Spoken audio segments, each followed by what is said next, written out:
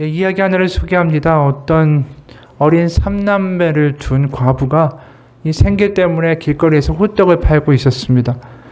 이 혹독한 추위와 어려움 속에서 호떡을 팔고 있던 이 과부에게 한 노신사가 찾아와서 물었습니다. 아주머니, 호떡 하나에 얼마입니까? 이 과부가 추위에 움츠러든 목을 펴고는 이제 대답합니다. 1,000원이요. 그러자 이 노신사가 지갑에서 1,000원짜리 지폐 한 장을 꺼내놓고는 그냥 가는 겁니다. 이 과부가 얼른 호떡을 싸가지고 신사를 불렀습니다. 아이, 손님, 호떡 가지고 가셔야죠. 이 과부의 말에 노신사가 빙그레 웃으면서 답했습니다. 아니요, 괜찮습니다. 위가 좋지 않아서요. 먹은 셈 치겠습니다. 그리고는 과부를 뒤로 하고 빠른 걸음으로 그 자리를 떠났습니다. 이 과부가 야, 참 이상한 사람도 다 있구나 라는 생각으로 다시 리어카로 돌아갔죠. 근데 그 다음날 이 노신사가 또 와서 1,000원을 놓고는 그냥 가는 겁니다. 그 다음날도 또 그 다음날도 하루도 빠지지 않고 매일 1,000원씩 그렇게 놓고 갔습니다. 그리고 봄, 여름, 가을, 겨울 드디어 1년이 거의 다 가고 거리에는 이제 크리스마스 캐롤이 울려 퍼지고 있었죠. 때마침 한방눈이 소복히 쌓이던 그날 노신사는 어김없이 찾아와서 빙그레 웃으면서 1,000원을 놓고 갔습니다. 그때 황급히 이 과부가 따라 나오는 거예요. 그리고 얼굴이 중대한 결심을 한 듯이 상기가 되어 있었다는 것입니다. 총총걸음으로 따라왔던 과부가 수줍은 듯이 그러나 분명하게 이렇게 말하는 거예요. 저 손님, 호떡값이 올랐거든요. 이 과부도 처음에는 얼마나 이 감사하고 고마운 마음이 들었겠어요. 이 신사가 먹지도 않고 매일 1,000원씩 주고 가는 그 마음 따뜻하고 기뻤겠죠. 근데 그게 이제 시간이 지나니까 다 사라지고 뻔뻔한 마음만 남게 된 거 아닙니까? 이 이야기를 보면서 야, 참 사람이 배은망덕하구나 이런 생각, 인간의 모습이 그대로 드러난 것 같아서 좀 마음이 그랬습니다. 그런데 사실 우리가 하나님한테 이러고 있는 거 아닌가라는 생각도 동시에 들었어요. 처음에 하나님의 은혜에 감격하고 하나님 살아계시네, 하나님이 나를 자녀 삼아 주셨네, 그게 너무 기쁘고 즐겁다가 어느 시간이 점점 지나면서 심드렁해지는 거예요. 아, 내가 하나님의 자녀라고 하네. 자녀지. 그러면서 하나님의 은혜를 어느 순간 뻔뻔하게 여기는 마음이 우리 가운데 자리 잡고 있지는 않은가라는 것이죠. 오늘 본문에 굉장히 유명한 구절이 나오죠. 10절에 보면 여호와로 인하여 기뻐하는 것이 너희의 힘이니라. 이 말씀을 보면서 그런 생각이 들었어요. 우리가 여호와를 기뻐한 게 도대체 언제였던가? 우리가 삶이 고단하고 힘들고 지친다라는 이유로 어느 순간 그냥 주일이니까 예배 나오고 그래, 주일은 지켜야지. 그렇게 살아가기 시작하고 기도는 해야 되니까 기도라고 한 1분 하고 여호와를 기뻐하는 능력이 어느 순간 우리의 삶에서 사라지고 있는 것은 아닌가. 사실 믿음은 기쁨이라는 단어하고 밀접한 관계가 있습니다. 근데 이 기쁨이라는 것이 두 종류가 있죠. 믿음 안에서도. 먼저는 하나님이 내 소원을 들어주셔서 느끼는 기쁨입니다. 또 다른 종류 하나는 정말 상황은 어려워요. 기쁠 것이 하나도 없지만 하나님 그분 자체를 기뻐하는 경우가 있을 것입니다. 그러니까 다시 말해서 하나님이 주시는 선물이나 기적이 기쁜 게 아니라 하나님 그분 자체가 나의 기쁨의 대상이 되는 믿음이 있다라는 거죠. 우리가 알듯이 진정한 믿음이라는 게 결국 하나님이 원하시는 믿음은 뭘까요? 당연히 후자겠죠.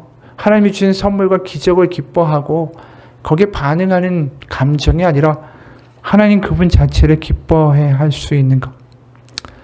그러나 우리가 어느덧 가장 많이 잃어버린 게 이거 아닌가 싶어요. 하나님이 기적을 베푸시고 건강을 지켜주시고 응답하셔서 경제적인 문제를 해결해 주시고 직장 문제를 해결해 주시고 내가 고민하던 곳에 답을 해주시고 그러면 엄청 기뻐해요. 하지만 하나님 자체를 기뻐하는 능력이 점점 소멸되고 있다. 이게 너무 아쉬운 거죠.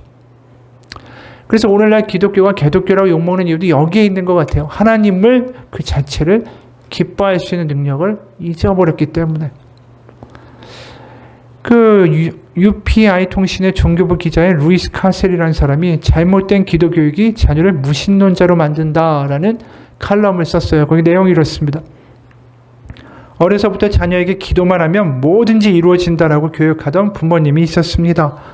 아이는 그 말을 진짜로 믿고 자전거를 달라고 매일 밤 기도합니다. 아이의 기도를 엿들은 부모님은 그래서 자전거를 사줬고 아이는 이후로 신이 나서 원하는 것이 생길 때마다 열심히 기도를 합니다. 그러나 점점 부모님이 이 아이의 기도를 더 이상 들어줄 수 없게 되고 자신의 기도가 응답되지 않는다라고 생각한 자녀는 더 이상 하나님이 계시지 않는다라고 결론 내리게 되죠.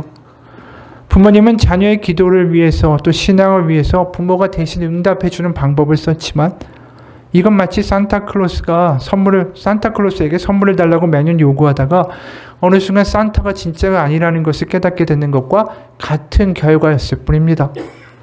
실제로 이 같은 사례를 통해서 자녀들이 무신론자가 되는 경우가 상당히 많았다라는 게 이 칼럼의 내용이에요. 그러니까 결국 우리가 보면 믿음이라는 게 하나님이 원하시는 것, 우리가 원하는 것들을 하나님이 들어주셨다. 이게 어떤 기쁨의 원천이 된다고 하면 그 믿음은 결국 어느 순간에는 망하게 돼 있다라는 것이죠. 결국 하나님이 요구하시는 믿음이라는 게 하나님 그분을 기뻐하는 단계로 하나님 우리 이끌어가기를 원하시는데 문제는 그 과정 가운데 우리가 하나님을 오해하는 일들이 꽤 많이 벌어진다라는 것입니다. 처음에 하나님을 믿고 내가 하나님의 자녀가 된 것 같아요. 그럼 기도할 때 막 하나님이 응답을 너무 잘해주세요. 기도만 하면 막 응답되는 일들이 벌어지죠. 그러다가 어느 순간 지나게 되면 내가 원하는 것, 내가 바라는 것, 기도하는데 하나님이 응답을 안 해주세요. 갑자기. 왜 그럴까요? 하나님이 우리의 믿음의 단계가 변화되기를 원하시는 거죠. 하나님이 주는 선물을 기뻐하는 단계가 아니라 하나님을 기뻐하는 단계를 우리를 점점 옮겨가기 시작하시기 때문이에요. 출애굽기를 봐도 마찬가지입니다. 처음에 애굽을 탈출한 이스라엘 백성들이 이 기쁨이 말도 못해요. 왜냐하면 그 하나님이 10가지 제약으로 그 당시에 초강대국 애굽을 초토화시키셨죠. 그리고 눈앞에 있는 홍해를 갈라주셨어요. 그리고 자신들은 그 홍해의 마른 땅을 지나갔지만 자기를 쫓아오던 애굽의 강력한 전차 부대, 지금으로 말하면 뭐 탱크 부대 정도 되지 않겠어요? 그들은 그냥 물이 덮쳐가지고 다 물에서 수장됩니다. 그럴 때 이들이 이걸 목격하고 이런 노래를 하죠. 출애굽기 15장 19절에서 21절입니다. 바로의 말과 병거와 마병이 함께 바다에 들어가매 여호와께서 바닷물을 그들 위에 되돌려 흐르게 하셨으나 이스라엘 자손은 바다 가운데서 마른 땅으로 지나간지라. 아론의 누이 선지자 미리암이 손에 소고를 잡으매 모든 여인도 그를 따라 나오며 소고를 잡고 춤추니 미리암이 그들에게 화답하여 이르되 너희는 여호와를 찬송하라. 그는 높고 영화로우시며 말과 그 탄자를 바다에 던지셨음이로다 하였더라. 이들은 노래하고 북치고 장구치고 춤추고 너무 기뻐합니다. 근데 21절 다음에 이어지는 22절부터 24절에 보면 완전히 다른 내용이 나오는 걸 보게 돼요. 22절 모세가 홍해에서 이스라엘을 인도하매 그들이 나와서 수르 광야로 들어가서 거기서 사흘 길을 걸었으나 물을 얻지 못하고 마라에 이르렀더니 그곳 물이 있어서 마시지 못하겠으므로 그 이름을 마라라 하였더라.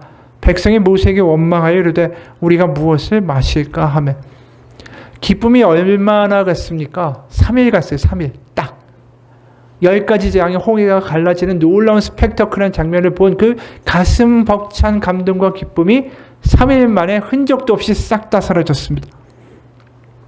그리고 원망하고 불평하는 거죠. 그러면서 우리가 보게 되는 이 광야의 시간들은 계속해서 이스라엘은 불평하고 하나님은 그걸 계속 참아주시는 이야기로 이어집니다.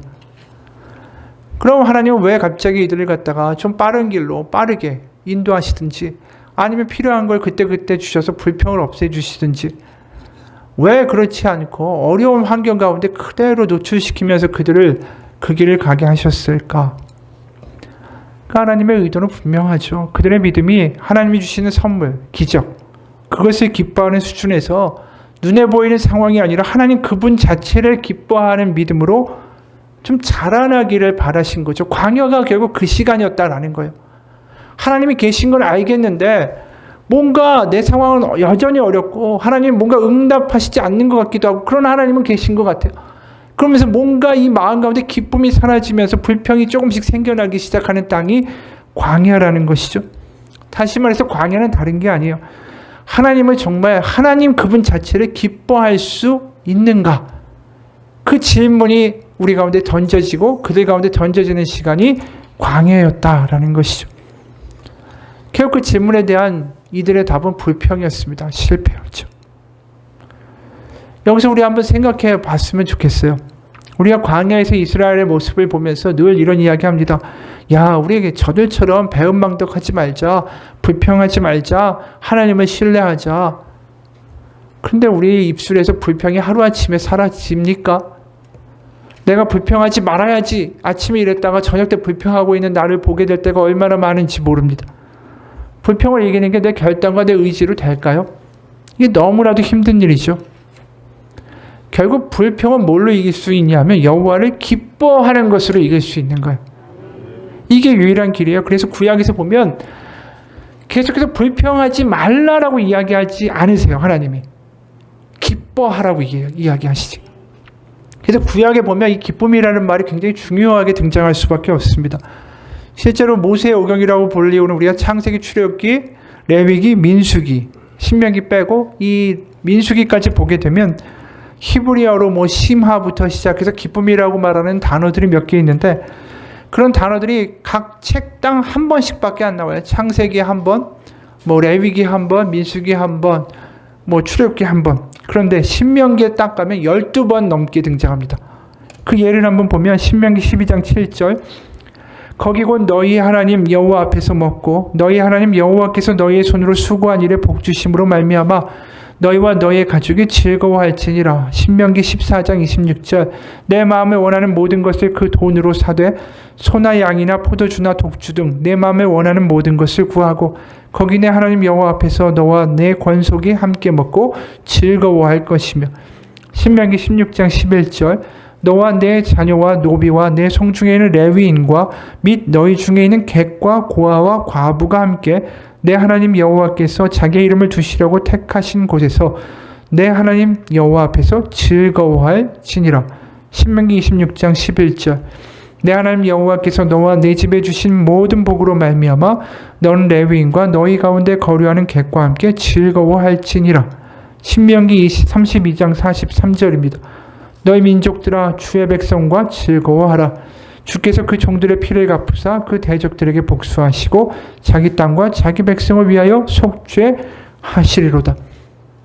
이런 내용이 굉장히 신명기에 많이 등장해요. 분명히 이유가 있을 것 같지 않습니까?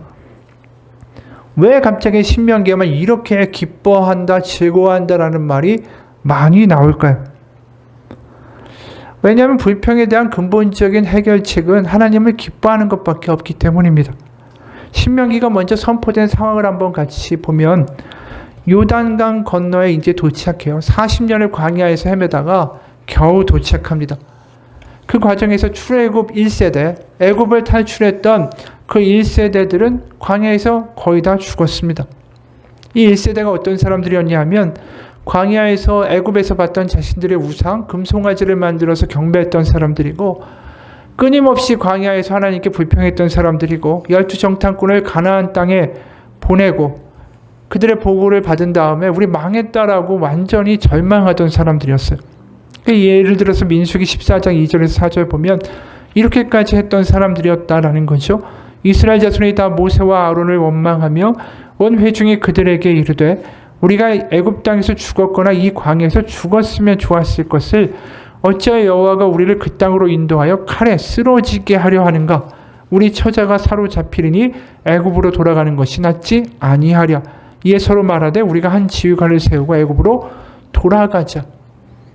불평을 지나가지고 아주 끔찍하게 다시 애굽으로 돌아가자라고 이야기했었습니다. 그래서 이 일로 40년을 광야에서 헤매게 되고 결국 불평과 불명 가운데 이들이 죽게 되죠.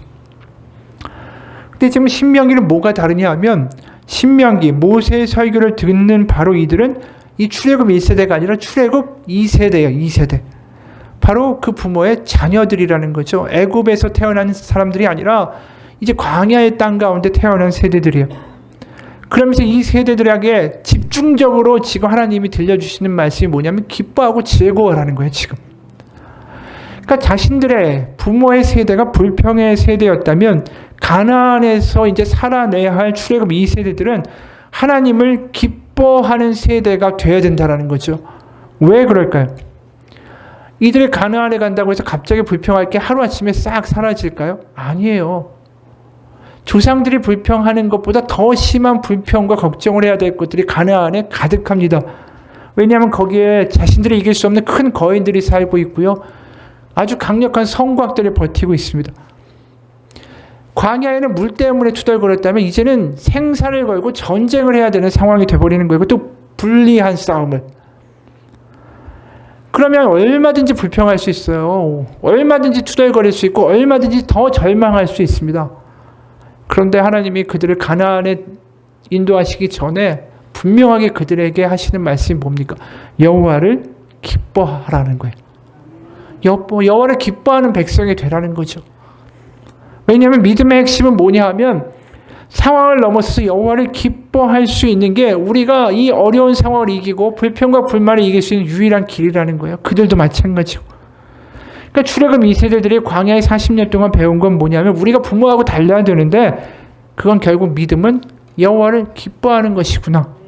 그거를 깨닫게 된다는 거죠. 여호와를 기뻐할 수 있어야 그들이 말도 안 되는 그 전쟁터에 나가서 하나님의 말씀에 반응하여 싸워 나갈 수 있는 거 아니겠어요? 여리고를 무슨 법궤하고 나팔 불고 뺑글뺑글 돈다고 해서 그 성벽이 넘어갈까? 아니라는 거죠. 여호와를 기뻐할 수 있으니까 그 상황에서 1세대였으면 100% 불평하고 돌아가자고 그랬을 거예요. 아니 여기서 7번 돈다고 무슨 일이 벌어집니까? 우리 여기 와서 죽게 하려는 거예요? 이렇게 얘기하지 않았겠어요? 그러니까 그들의 여호와를 기뻐할 수 있는 게 불평보다는 그 일을 해낼 수 있는 능력과 힘이 되었다라는 거죠. 가나안은 한마디로 여호와를 기뻐하는 땅이 되라는 것이었습니다. 출애굽 2세대들이 1세대 부모들이 탈출했던 애굽은 고통의 땅이었어요. 출애굽기 1장 2장에 이런 말씀이 나와요. 1장 13, 14절 이스라엘 자손에게 이를 엄하게 시켜 어려운 노동으로 그들의 생활을 괴롭게 하니 곧 흙 이기기와 벽돌 굽기와 농사의 여러 가지 일이라 그 시키는 일이 모두 엄하였더라.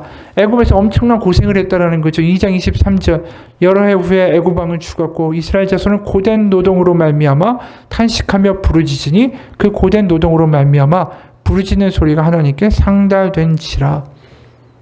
그러니까 우리가 여기서 분명하게 알 수 있는 건 애굽은 슬픔과 질고의 땅이었다면 가나안은 하나님을 기뻐하는 땅이라는 거죠. 이게 분명하게 대조화되고 있다는 거예요. 하나님이 결국 가나안 땅에서 만들기 원하시는 백성의 모습은 하나님을 기뻐하는 백성이라는 것입니다. 그래서 구약의 핵심이 뭡니까? 하나님을 내 마음과 몸과 뜻을 다해 사랑하고 이웃을 내 몸과 같이 사랑하라. 이게 구약의 요약 아닙니까? 근데 내 몸과 마음과 뜻을 다해 하나님을 사랑하라. 이 이야기를 결국 뭐라고 표현할 수 있을까요? 하나님을 기뻐하는 거예요. 결국 우리를 하나님이 어떻게 만들어 가시냐면 상황과 기적과 문제 해결로 기뻐하는 반응의 그러한 믿음이 아니라 하나님을 어떤 상황이든 기뻐할 수 있는 믿음으로 우리를 자꾸만 이끌어 가시는 거죠. 어느 목사님의 간증이에요. 한쪽 눈이 실명된 자매가 있었어요. 집회 때 매주 같은 자리에 앉아서 열심히 말씀을 듣고 아멘 하는 거 보게 됐습니다. 그런데 이 자매가 뭔가 치유를 받아야 될 것 같은데 치유가 일어나지 않는 거예요. 한 번은 집회를 마치고 나가다가 그 자매하고 마주쳤어요. 그랬더니 그 자매가 대뜸 이렇게 말하는 거예요.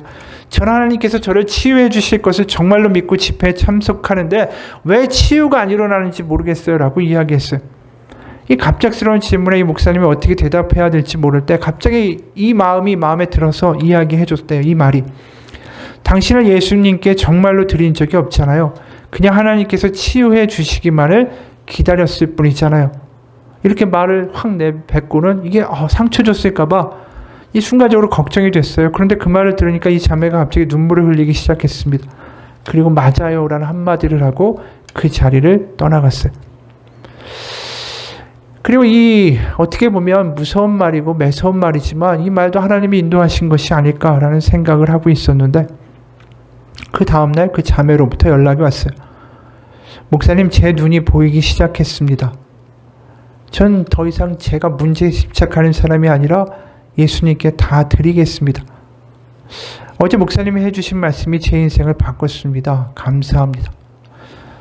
이 이야기를 보면서 우리는 그 생각을 하게 되죠. 이 자매에게 하나님이 요구하신 믿음이 뭐였을까? 이 자매는 하나님이 자신에게 기적을 베푸시고 자신이 원하는 소원을 들어주시고 하나님이 자신에게 선물 주시길, 그 선물에 대한 것들을 바랬다라는 거죠.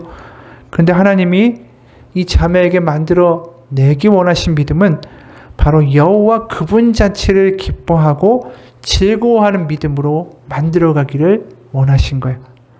그러니까 문제에 집중해서 그 문제를 주시면 내가 기뻐하겠습니다가 아니라 하나님을 기뻐하고 하나님을 즐거워하고 하나님이 내 아버지 되어주신다는 것을 내가 기뻐하는 순간에 그 문제가 덩달아 해결되더라는 거예요.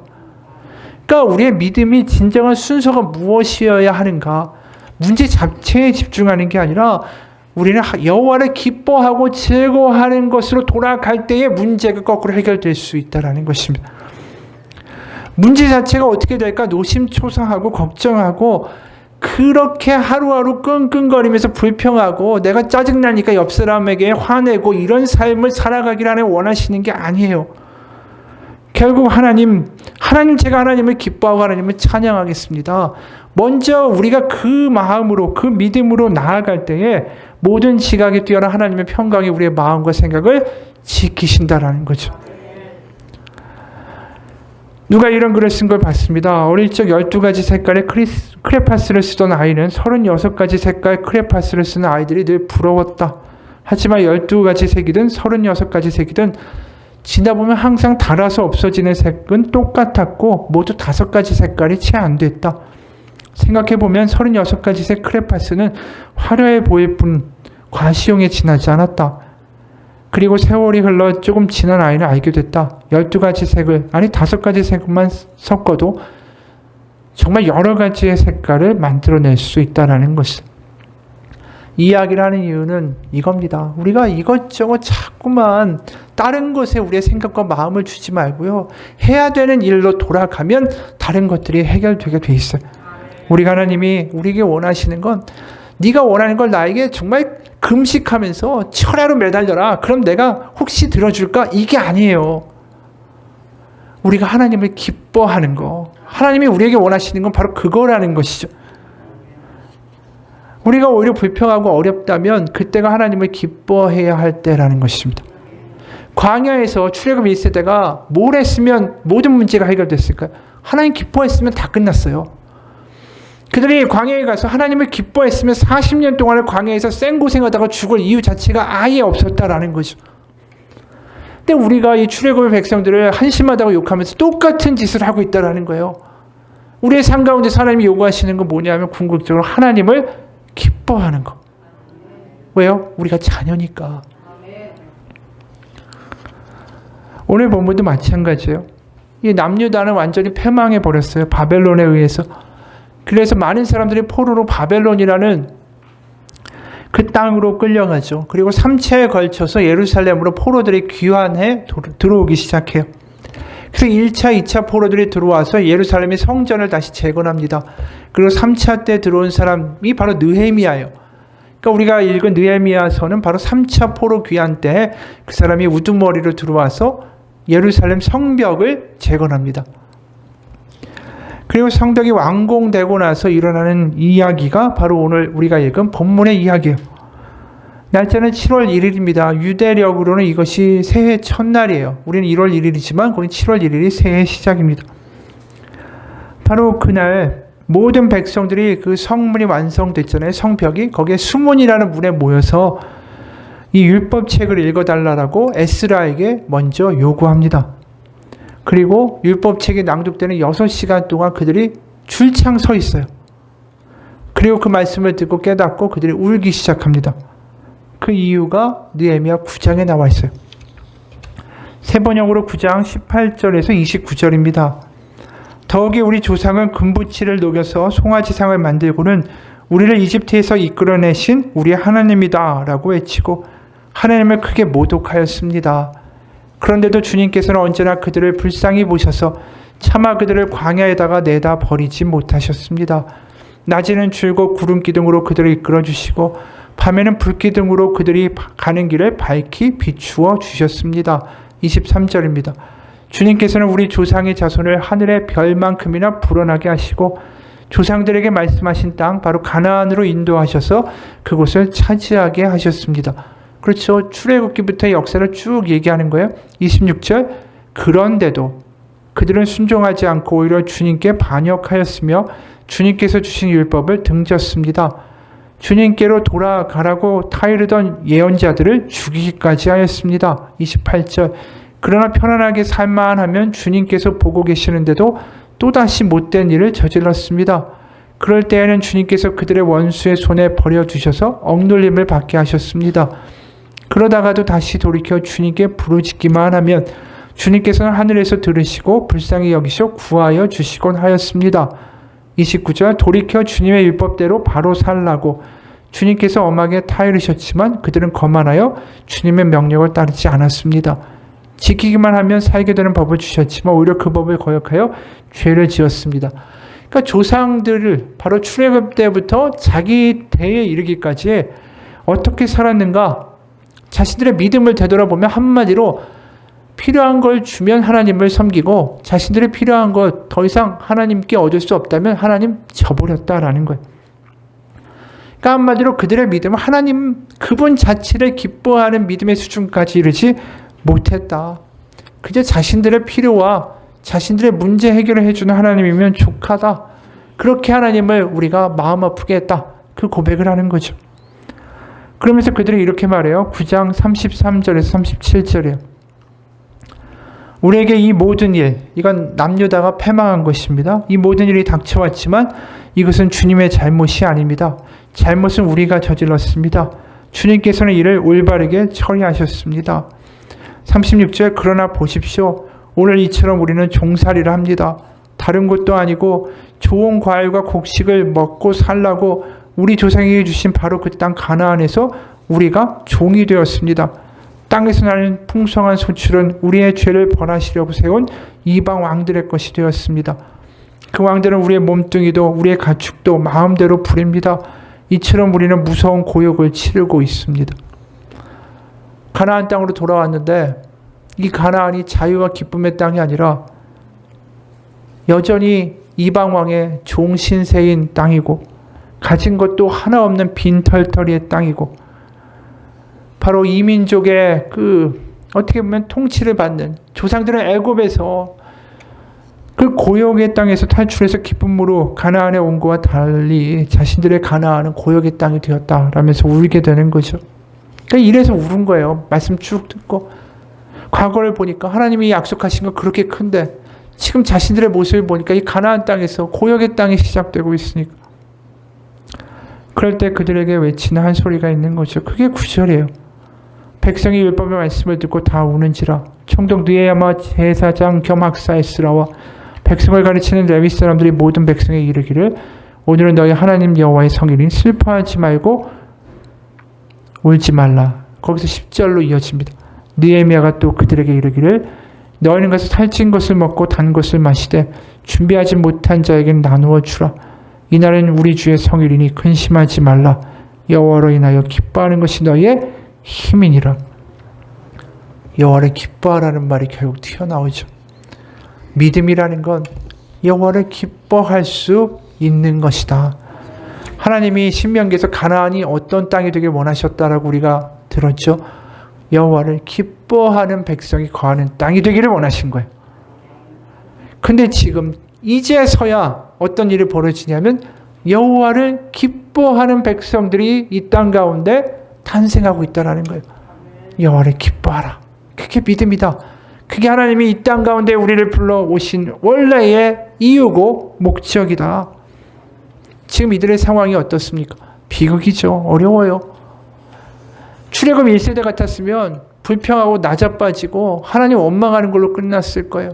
근데 지금 이들이 뭔가 다른 모습을 보여주는 거죠. 그게 뭐냐? 여호와를 기뻐하기 시작하는 거예요. 그게 살 길이라는 걸 안 거죠. 신명기에서 출애굽 2세대들에게 귀가 딱지가 않도록 계속하신 말씀. 여호와를 기뻐하라. 나를 기뻐하고 즐거워해라. 그게 너희가 이 땅에서 영원히 거주할 수 있는 능력이 될 것이다. 왜요? 기뻐하는 백성, 하나님을 즐거워하는 백성, 하나님을 어떻게 외면하시겠어요? 아이가 아빠가 좋다고 매번 쫓아다니는데 그 아이 나 몰라 하고 너 맘대로 살아라 하는 부모가 어디 있어요? 아빠가 좋다고 그렇게 기뻐하는 그 자녀를 어떻게 하나님이 외면하시겠느냐라는 거죠. 그게 하나님과 우리의 관계 아니에요. 우리가 하나님의 자녀로서 살려면 아빠를 기뻐하는 게 자녀의 마땅한 할 일 아닐까요? 우리의 반응 아닐까요? 내 아이가 와서 계속해서 나 아이패드 사주세요. 아이폰 사주세요. 안 사주면 문 닫고 들어가가지고 우리 아빠는 진짜 아빠가 아닌가 보다. 뭐 이런 걸 쓰고 있으면 그게 얼마나 답답해요. 부모 마음에서. 우리가 그런 짓 하고 있는 거 아니냐라는 거죠. 똑같이 살아요. 왜 우리가 자녀된 권세를 가졌다면 아버지를 기뻐할 수 없을까? 우리가 영원히 기뻐할 수 없으니까 불평하는 거 아니에요? 짜증나는 거 아니에요? 불평하지 않겠다가 아니라 영원히 기뻐하자로 갈 때에 우리의 믿음이 하나님의 능력을 맛보는 삶이 될 수 있다라는 거죠. 왜냐 하나님이 그것을 원하시기 때문에. 어느 분의 글이에요. 내가 아는 한 목사님은 미국에서 이미 2아이가 있었음에도 불구하고 한국 아이를 입양했다. 어릴 때 입양했고 입양했다는 사실을 아이에게도 말해주었다라고 한다. 나는 네 아빠고 이 집의 모든 건 다 네 거야. 하지만 그 아이는 집에 온 지 3년이 될 때까지 냉장고 문을 마음대로 열지 못하고 목사님 또는 사모님에게 냉장고 문 열어도 되냐라고 물었다라고 한다. 너무 마음이 아파서 그렇지 않아도 된다라고 설명해 줬는데 아이는 그렇게 하지를 못했다. 3년이 지난 어느 날 그 아이가 처음으로 묻지 않고 냉장고 문을 열었을 때 목사님과 사모님은 이 아이를 안고 펑펑 울었다라고 했다. 그날 밤에 하나님 앞에 너무 감사해서 또 울었다라고 했다. 왜 이 아이는 냉장고 문을 열 수 없었을까? 그때까지 아이에게는 그 아저씨가 아빠라는 사실이 믿어지지 않았기 때문이다. 난 네 아빠고 이 집의 모든 건 다 네 거야. 맞죠? 우리가 낙담하고 불평하는 이유는 뭡니까? 문제가 커서가 아닙니다. 하나님이 내 아버지라는 것, 그래서 내가 기뻐할 수 있다는 것을 잊어버렸기 때문이에요. 하나님을 기뻐할 수 없으면 하나님과 나는 너무 멀게 느껴져요. 하나님이 내 아버지라는 게 내가 느껴지는 것은 내가 거꾸로 말하면 내가 하나님을 기뻐할 수 있어서이기 때문입니다. 오늘 이스라엘 백성 그렇게 6시간을 수문 앞에서 펑펑 울다가 이 기뻐하라는 말 가운데 반응하기 시작해요. 그러면서 즐거이 먹기 시작합니다. 그리고 그 이튿날 다시 찾아와서 어떤 일을 벌이냐면 신명기에 나와 있는 이 장막절이라는 절기가 있어요. 초막절. 거기에 여호와의 절기를 지키며 즐거워하라라는 말씀이 신명기 16장 15절에 나옵니다. 내 하나님 여호와께서 택하신 곳에서 너는 2일 동안, 이게 장막절이에요. 7일 동안 내 하나님 여호와 앞에서 절기를 지키고 내 하나님 여호와께서 내 모든 소출과 네 손으로 행한 모든 일에 복 주실 것이니 너는 온전히 즐거워할지니라. 장막절의 핵심이 뭐냐면 즐거워하는 거예요. 여호와를. 그래서 그 장막절을 다시 행하기 시작합니다. 포로된 땅에서. 그래서 느헤미야 8장 14절에서 17절이에요. 율법에 기록된 바를 본즉 여호와께서 모세를 통하여 명령하시기를 이스라엘 자손을 7째 달 절기에 초막에서 거할지니라 하였고, 바로 우리가 읽은 신명기의 그 대목이에요. 또 이르렀을 때 모든 서국과 예루살렘에 공포하여 이르기를 너는 산에 가서 감람나무 가지와 들감람나무 가지와 화석류나무 가지와 종려나무 가지와 기타 무성한 나무 가지를 가져다가 기록한 바를 따라 초막을 지으라 하라 한지라. 17절에 사로잡혔다가 돌아온 회중이, 포로로 갔다가 돌아온 회중이 다 초막을 짓고 그 안에서 거하니 눈의 아들 여호수아 때로부터 그날까지 이스라엘 자손이 이같이 행한 일이 없었으므로 이에 크게 기뻐하며. 마지막 말씀이 근데 굉장히 충격적이죠. 여호수아는 가나안 정복할 때 얘기 아닙니까? 모세의 다음 지도자가 여호수아인데 이들이 신명기에서 그렇게 하나님 당부하셨는데 가나안에 들어가서 안 했다라는 거예요. 지금 여호와를 즐거워하는 백성이 되라는 것인데 그걸 안 했다라는 거죠. 그랬기 때문에 결국 가나안에서 망하게 된 거 아니에요? 가가지고 바알 신을 섬기고 이웃의 제국의 신을 섬기고 망한 거. 드디어 수천 년이 지나서 드디어 처음으로 그 땅에 장막절이 벌어지고 여호와를 기뻐하는 장면이 나타난 거예요. 이 대목을 보면서 이런 생각이 들어요. 우리도 언제쯤 돼야 하나님을 기뻐할 수 있을까? 하나님이 얼마나 기다리실까? 내가 하나님 앞에서 계속 기도하는 건 내 문제와 내 소원만 쭉 나열하고 벌떡 일어나서 그냥 가버리고 또 그 소원 잘 안 이루어지면 불평이나 하고 아침부터 저녁까지 투덜대다가 짜증대다가 도대체 하나님이 언제까지 기다리셔야 될까? 내가 하나님을 기뻐하는 것을 하나님이 언제쯤 되어 보실 수 있을까? 하박국 3장 17절 18절에 예언자 아닙니까? 남유다 때 이런 말씀하죠. 17절 18절 우리가 아는 유명한 구절이에요. 비록 무화과 나무가 무성하지 못하며 포도나무에 열매가 없으며 감람나무에 소출이 없으며 밭에 먹을 것이 없으며 우리의 양이 없으며 외양간에 소가 없을지라도 자신의 소원은 하나도 안 이루어진 거예요. 18절 나는 여호와로 말미암아 즐거워하며 나의 구원의 하나님으로 말미암아 기뻐하리로다. 이게 구약성경이 결국 이야기하고 있는 최종 목적지인데 이걸 지금 느헤미야에 있는 백성이 하고 있다라는 거예요. 지금 그들이 하나도 없어요. 와보니까 포로에서 되돌아왔는데 자신들이 가지고 있는 땅이 있어요. 재산이 있어요. 뭐가 있어요. 초토화된 땅에 돌아왔는데 그런데 지금 여호와를 즐거워하고 기뻐했다라고 말씀하는 것입니다. 신약도 마찬가지예요. 우리가 데살로니가 전서 5장 16, 18절 얼마나 많이 외우고 우리가 중고등부 때 수련회 가서 이 말씀 안 외우면 뭐 밥도 안 주고 막 이런 일 벌어졌잖아요. 너무 유명한 구절. 항상 기뻐하라. 쉬지 말고 기도하라. 범사에 감사하라. 이것이 그리스도 예수 안에서 너희를 향하신 하나님의 뜻이니라. 너무 잘 알죠. 근데 잘하는데 사라집니까? 안 사라지는 게 문제예요. 왜 안 사라질까요? 항상 기뻐하는 게 내 스스로 자가 발전을 해서 와, 나 신난다. 나 기쁘다. 이거 하라는 게 아니에요. 여호와를 기뻐하라는 거죠. 여호와를 기뻐하니까 기도가 되는 거예요. 쉬지 말고 기도할 수 있죠. 내 아버지인데 내가 아빠가 옆에 있다는 게 너무 좋은데 내가 고아가 아니고 내 모든 걸 아는 하나님이 계시다는데 여호와를 기뻐하라. 그러면 기도하고 감사하게 돼 있어요. 그것이 예수 안에서 너희를 향하신 하나님의 뜻이다. 이게 신약에서 갑자기 튀어나온 말씀이 아니에요. 구약에서부터 줄기차게 하나님 우리에게 요구하시는 거예요. 너희가 나를 기뻐할 수 없을까? 내가 너희를 사랑하는데 너희가 나를 기뻐해 줄 수 없을까? 그게 믿음이라는 거예요. 그게 우리가 자녀 되었다라는 것이죠. 우리가 이 자리에서 예배하는 것도 다른 이유가 아닙니다. 바로 우리가 읽은 본문에서 수문 앞에서 모여서 율법책의 낭독을 들었던 사람들과 우리가 뭐가 다르겠어요? 우리가 살고 있는 삶도 녹록치 않습니다. 경제적으로 힘들고 어려워요. 없어도 없는 게 많아요. 그런데 우리가 이 자리에 예배에 나와서 해야 될 게 뭡니까? 여호와를 기뻐하는 거죠. 우리 여호와 기뻐하려고 이 자리에 모인 거 아닙니까? 하나님 살아계시다. 하나님이 내 아버지시다. 그 예배에서 경험하고 고백하고 찬양하기 위해서 예배 자리에 온 거 아닙니까? 시편 42편 5절 11절에서 다윗이 이런 노래하죠. 이것도 너무 유명한 구절이에요.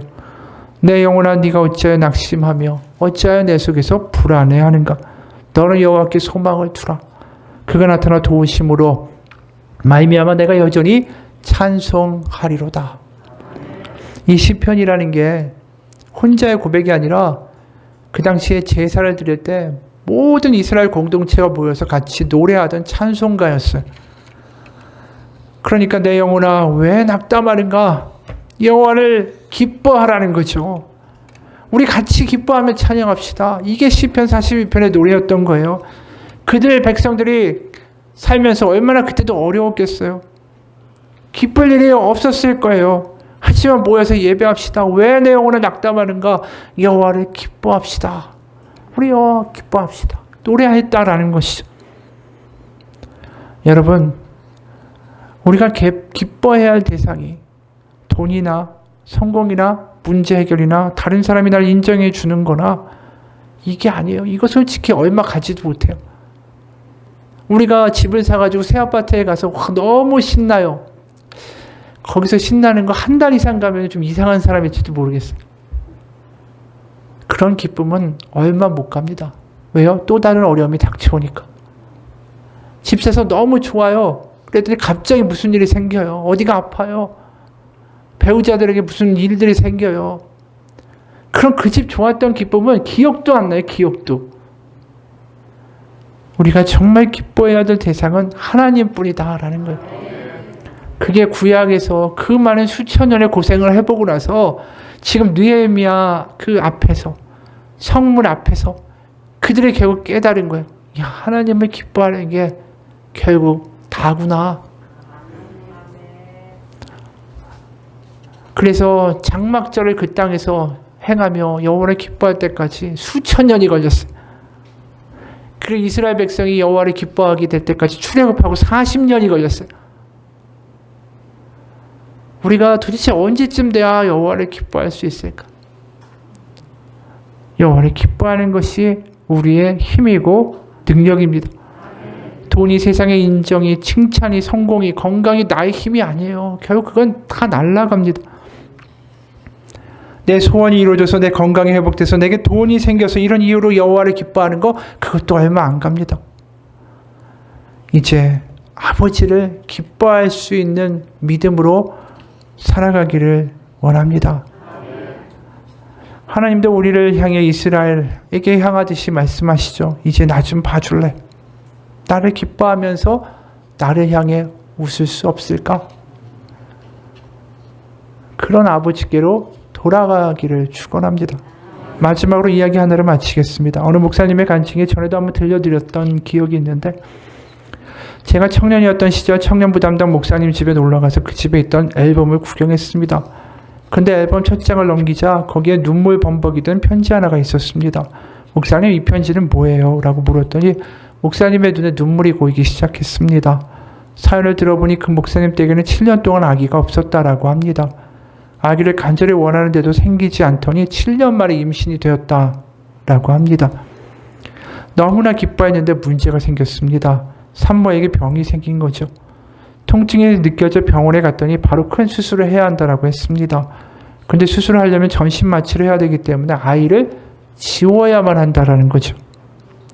의사는 아기는 또 가지면 되지 않겠습니까? 산모 살아야죠 라고 했지만 목사님 부부는 도저히 아이를 지울 수가 없었습니다. 비록 아직 뱃속에 있었지만 아이에게 찬양을 불러주고 기도해주고 아이의 이름까지 벌써 정해놓고 그렇게 살았는데 어떻게 아이를 죽이겠느냐라는 거죠. 다른 병원에 갔지만 그 의사도 같은 이야기를 할 뿐이었습니다. 그래서 이 목사님 부부는 말도 안 되는 도전을 하기로 했죠. 친구 의사를 찾아가서 자초지종을 이야기하고 어떤 일이 있어도 아이를 포기할 수 없으니까 마취하지 말고 수술을 해달라고 말입니다. 친구 의사는 말도 안 되는 이야기라고 불가능한 일이라고 미친 짓이라고 거절했습니다.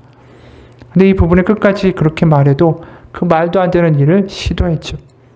수술대 위에 산모의 사지를 묶어두고 고통으로 이를 악물다가 이가 상하는 일이 없도록 입에 약솜을 잔뜩 집어넣고 마취를 하지 않고 수술을 시작한 겁니다. 아마 최소한의 부분 마취만 하고서 수술을 감행한 것 같습니다. 그러니까 산모가 겪어야 할 고통과 두려움이 얼마나 컸을까. 산모가 비명을 지르다가 지쳐 기절하고 고통이 너무 크니까 깨어났다가 또 비명 지르다가 기절하고 그런 일이 반복됐습니다. 그 시간 목사님 수술실 밖에서 피눈물을 흘렸죠. 그렇게 살려낸 아기가 바로 그 편지의 주인공이었습니다. 그 아이 이름이 영빈이었습니다.